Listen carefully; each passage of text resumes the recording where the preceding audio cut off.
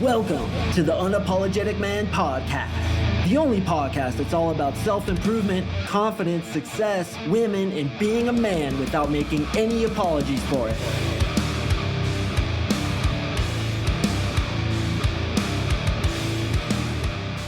What is up, you champions? Happy Thursday. Thank you for tuning in to another episode of the UMP. I really do appreciate you. And if you clicked on this one, I have a lot of respect for you, brother, because that shows me that you're actually willing to do the work to improve yourself. Because I guarantee you, the podcast I'm going to drop on Monday, which is about gambits to get girls attracted to you, is going to get more clicks than this episode does. And that's kind of sad in my opinion, because in order to get to that next best level of yourself, you have to go into stuff like this willingly. You have to tackle things like toxic shame. But a lot of people don't want to admit that they have that kind of shame, and they definitely don't want to do the work to improve themselves to overcome it. But I'll tell you, the fastest progression you'll ever make is by seeking out these kinds of issues and taking steps to remedy them. That's going to give you the fastest growth. And if you are the kind of guy who's only interested in getting girls, well, the reason you're not getting the kind of girls you want is because you haven't worked enough on yourself. Women are like little radar systems. They can read right through you. So if you have things like toxic shame, lack of confidence, feeling like you're not enough, they're going to see that in your behavior, your mannerisms, and your tonality and not get attracted to you. This is why I work so intensely with my clients in my 3-month coaching program on what's going on inside the head, because it's literally the most important thing. Once you get that shit solved, your behavior, your mannerisms, your tonality changes, and women get attracted to you. So toxic shame is just as it sounds. It's toxic because it's negative, and it's usually centered around shame. But the protocol I'm going to give you today will not only address toxic shame, but it will also address belief systems that aren't working for you, the way you think about things that aren't working for you, and things that are basically bringing negativity into your life in the way of how you think. So what we're going to do is a process here that I'm going to teach you, and we'll do a few steps to show you how it works. And then what you're going to do is your homework. Now, I bet probably about 5% of you guys will actually do this. And if you're part of that 5%, you are a fucking champion, because again, you're willing to do the work, you're willing to improve yourself. And if you do this work, I can guarantee you, as your uncle Mark Singh, a dude who too has done this work on himself, your life will completely change. So stop being a lazy asshole, get off your butt, and actually do the work, because this is where real change occurs. I'm going to make it as easy for you as possible, but I can't go over there and do the work for you, brother. I wish I could just jump into your body and do all the work for you as well as the rest of my clients, but this is reality. You have to do the work. All I can do is point you up the mountain. Now, obviously, NLP, which I do in my program, is a little bit like a black hole shortcut, because it takes a lot of the effort out of improving yourself, a shit ton of the effort, if I'm honest. But still, the guys who get the best success in my program are the dudes who do the work, face their fears, move into pain willingly, and then they're surprised and dazzled at how quickly their life changes, how things just seem to line up to help them. And this is part of that process. So toxic shame refers to anything within yourself that, again, is not conducive to your success. Since the title said shame, we are going to focus as our example on something shameful. And that, for the vast majority of you guys, is sexuality, your horniness, the fact that you want to have sex with women. If you have that completely solved, keep listening, because I'm going to tell you how to apply that in different areas of your life. But I can guarantee you the vast majority of you guys do not have that solved, and it probably is an issue for most of you guys. So what we do is we actually think about our parents, we think about our siblings, we think about our cousins, teachers, coaches, anybody in our childhood. And this is specific to 0 to 12 years old. From 0 to 7 years old, you are essentially in a mild state of hypnosis. Then from 7 to 12 years old, you're still very impressionable. And this is usually when the majority of your belief systems occur. Some people who study this stuff even believe that you could have programs mapped into you when you're in the womb.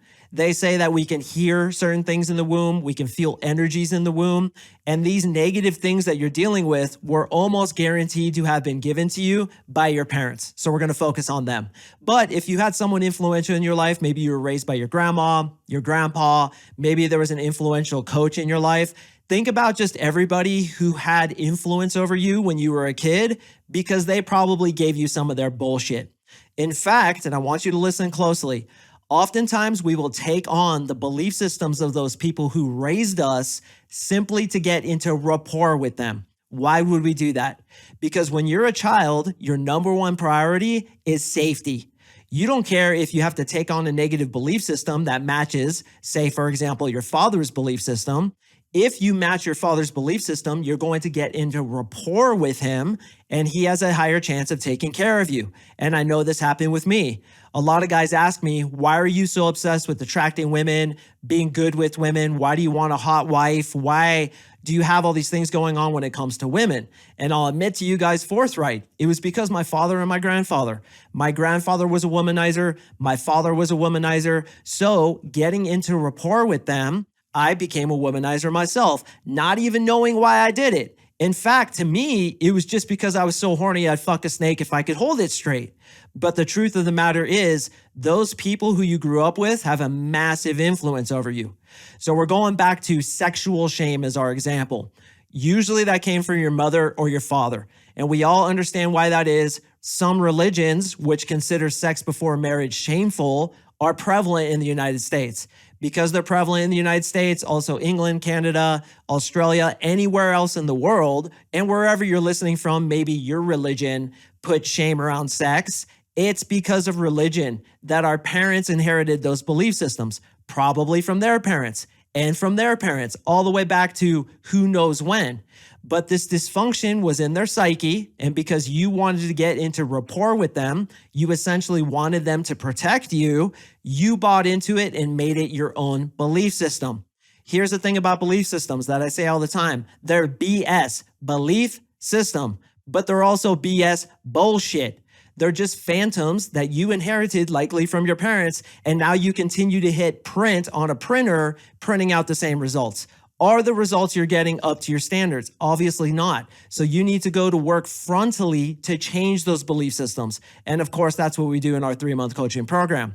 But this exercise is also very powerful. So what you do is you take something shameful that you have. Either sex is wrong, you shouldn't approach people, don't bother women, she'd be better with a different guy over me, I'm not enough for her, she's out of my league, I'm not interesting enough, smart enough, charismatic enough, successful enough. Look at all those belief systems, boys. Those are all probably from your parents if you really think about it. And if not your parents, I will allow you to extend out the possibility that they were from media, cartoons, TV shows. Think about all the exposure you had when you were growing up, all the messages you've been told in society as a whole. Most of us have been told that we're not good looking enough, we're not charismatic enough, we're not successful enough, we don't have enough money. So we begin to believe those belief systems. Then what happens? You behave in that way and women don't get attracted to you. But we have to understand that most of the time it comes from our parents. So for the sake of example, because I'm not able to work with you one-on-one, unless of course you come into my coaching program, I'm going to generalize this, that this came from your mom. Okay, sex is shameful. Don't have sex before marriage, or you shouldn't masturbate, which is something my mom did to me and she never said it, but I could feel it from her. Couple comments here and there, couple statements of disgrace and shame, which wasn't her fault. And that's a big part of this. Wasn't her fault because her dad or her mom taught her that, or her grandpa, and their grandparents taught them that, and their parents taught them that. And who knows where it came from generations down the line. Now you're inheriting it and you have to ask yourself, why the fuck am I doing this? But the way to get rid of this is actually to forgive the person who gave it to you. So what I want you to do now is either take sex is shameful or any of the other myriad of examples I gave, and I want you to start thinking about which parent of mine or which sibling of mine, grandparent, uncle, aunt, teacher, coach, whoever it was, who gave this shit to me? And I really want you to examine that. Who was the person who gave this to me? Now, the next step, gentlemen, is to understand that that person was defenseless against this belief system, just as you were defenseless about that belief system. So here's what happened. Let's say it's your mom who gave you the belief system, sex is shameful. What happened is her mom, for example, gave it to her before she could defend herself. Then you, just being a little fella who wants to be protected and loved by his mom, took it on too, completely unknowingly. So we understand that there's no evil culprit here who has some malicious agenda to fuck you over. Even though it seems that way, it isn't that way. And I'm going to go out on a limb, and I'm even going to tell you this. If you were verbally abused, I can almost guarantee you that parent or sibling or whoever was verbally abused. If you were physically abused, I can almost guarantee you that that parent, sibling, relative, whoever was physically abused. And yes, boys, I see it all the time in my coaching program. If you were sexually abused, I can almost guarantee that person too was sexually abused. Was it their fault that they were sexually abused? No. And this is where we stretch your ability to be compassionate. But as all the wise masters have said, including Buddha, Jesus, Lao Tzu, and I'm sure a myriad of others, don't judge them. They know not what they do. Now, I'm not saying that they're justified to have physically, verbally, or God forbid, sexually abused you, but they were just acting out the dysfunction because it happened to them. So with that extreme example being pushed to the side, let's hold that off a little bit. And frankly, if you've been sexually abused or even verbally abused, physically abused, you really should work with a professional to get through that because you're not going to get the solution in just one simple podcast. Although I will say this, if you're at the level of consciousness and compassion where you can apply what I'm about to teach you to that situation, it will remedy it in a very significant way for you. But let's take a slightly easier example for the masses. Sex is shameful. My mom believed that. Where did my mom get it from? She probably got it from her mom. Her mom grew up in the early 1900s in Amsterdam, Holland, where there was a lot of religion, probably put it onto my mom, and now she put it onto me. Why am I buying into that shit? Oh, okay, I remember now. It's because I wanted to be in rapport with her. So the first step here, gentlemen, is to forgive. Forgiving yourself, yes, which we're going to get into in a second, but most importantly, forgiving the parent who gave it to you because, as I just said, they know not what they do. They were acting unconsciously, and people always behave in the way that they think is going to benefit them the most. So when your mom, for example, put shame on you for sexuality, that's because she legit thought that sexuality was bad. Now, here's where frame control comes in. You have to ask yourself, do I agree with my mom's assessment of sexuality or masturbation or whatever it is? I don't know about the rest of you, and you have to come to your own conclusion, but I concluded, no, I totally don't agree with it. I think sex is great. I think it's beautiful. I think it feels fucking good. I think it's an awesome way to make more of us. And I think if it was morally wrong, God, if you will, wouldn't have made it into the way that we want to make more of us, wouldn't have made masturbation so common that every single person does it. So you know what? I'm not going to agree with that. And because I'm not going to agree with that, that gives you freedom to forgive the person who gave it to you. So the first step is to identify what the belief system is. The second step is to identify who probably gave it to you. Third step is to forgive that person. How do you forgive that person? First, you have to imagine them as a child. This makes forgiving your mom or your dad or whoever hell of a lot easier. So I'm imagining my mom as a child and her mom telling her something like, oh, gross, those prostitutes in downtown Amsterdam are so disgusting. Sex is gross. That's kind of an extreme example, but possibly that happened. My mom wanting to be in rapport with her mom took on the belief system. Now my mom's going through her life. She has a son. She has a belief system that sex is kind of shameful. Masturbation is gross. So she inadvertently puts it onto me, and me wanting to be in rapport with her takes it on unconsciously. So what we first have to do is forgive your mom, your grandpa, your dad, whoever it was. They know not what they do. People always behave in the way that they think is going to get them the most success and keep them the safest. That belief that they have, whatever it is, they felt it would keep them the safest. That's why they believed it. They put it onto you either unconsciously or consciously, either with violent words or with subtle innuendo, which was the case with me. And now I have that belief system. So the first step is to forgive my mom, understand why that happened. The next step is to forgive yourself. And we're going to use a very powerful method called Ho'oponopono, which I think it's called. It's a Hawaiian prayer that is insanely powerful to forgive yourself and remove these kinds of insidious, toxic belief systems or trauma or shame. So what you do is you say to yourself, after you've forgiven your parent, you say to yourself, I'm sorry. Please forgive me. Thank you. I love you. So for each single thing, whether it's I'm not enough, I shouldn't approach people because approaching people is wrong, don't rock the boat, don't be disagreeable, that other guy would be better for her than I would, I'm not confident enough, I'm not good at speaking, those are all just BS belief systems. So what you do is you find the parent, mentor, or whoever that gave that to you. You understand why they got that and how it's in their psyche too, because they were trying to get rapport with somebody. Then you forgive them. After you forgive them, you forgive yourself with those 4 statements. I'm sorry. Please forgive me. Thank you. I love you. One more time. I'm sorry. Please forgive me. Thank you. I love you. My dad died when I was 10 years old because of diabetes. He had diabetes and he would take insulin shots. Well, unbeknownst to me at the time, I was just a kid, he was deathly afraid of doctors. So he wasn't getting his insulin changed. So one day he got sick and he thought it was the flu. Next day he was dead. He died of insulin shock or something like that. His insulin was off, made him sick, and then he fucking died. What do you think happened to me? Damn right. I took on the same fears that he had of medical stuff, of doctors, of hospitals, of any doctor's office. Dude, that shit gives me the EBGBs. I fucking hate going to the doctor's office. So I have since done this. I recognize my dad probably got it from his dad or wherever it came from.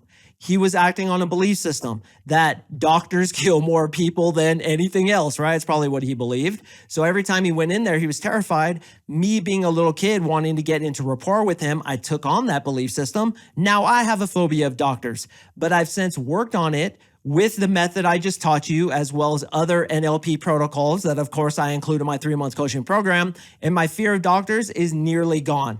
This is embarrassing as fuck, but I'm always honest with you guys. I had to go get my prostate checked and I was like, yo, I don't want some other dude's finger in my butt. Okay, I don't roll like that. And I was freaked out, but I just manned the fuck up and did it. And I never would have been able to do that before I used tools like this, as well as others of my NLP protocols. That's how powerful this shit is. So let's completely review. You take any belief system, any kind of shame that you have. You find the parent or sibling or relative that it came from. And if you're not completely sure, just follow your intuition. Say, yeah, it probably came from them. You imagine them as a child, innocent, getting that belief system from somebody else. Then what you do is you forgive that child. You say, hey, mom, little girl, you don't know what's happening. I forgive you. You didn't know. They know not what they do. She didn't know any better. Then she grew up, had kids, didn't know what to teach the kids, so she just put it onto you. Once you had it, you keep hitting print on a printer that keeps spitting out the same results, and now you're getting bad results, but you have the total picture, you have the understanding that it's just her bullshit belief system. Why are you taking it on?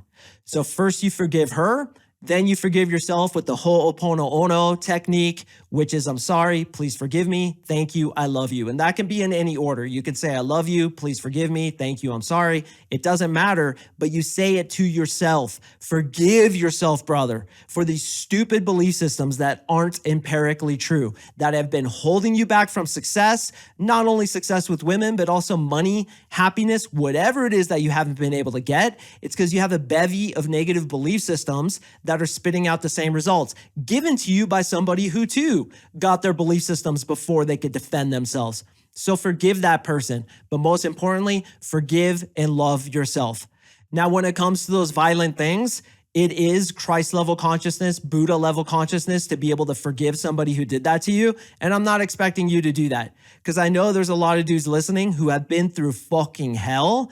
And I have compassion for you, brother. I can't imagine what that would be like to have been sexually assaulted or even verbally assaulted. Fortunately, I didn't go through that. What I got a lot of was shame. Shame around my sexuality, shame around not being good enough, which I got from my dad. We all have been through a bunch of bullshit, but it's your job to forgive that person. Why did my dad kind of make me feel like I wasn't good enough? Because his dad made him feel that way. And I know it for a fact. His dad was kind of an asshole. Why was his dad an asshole? Probably because his dad was an asshole. Where'd he get it from? Maybe his dad, and who knows where it started.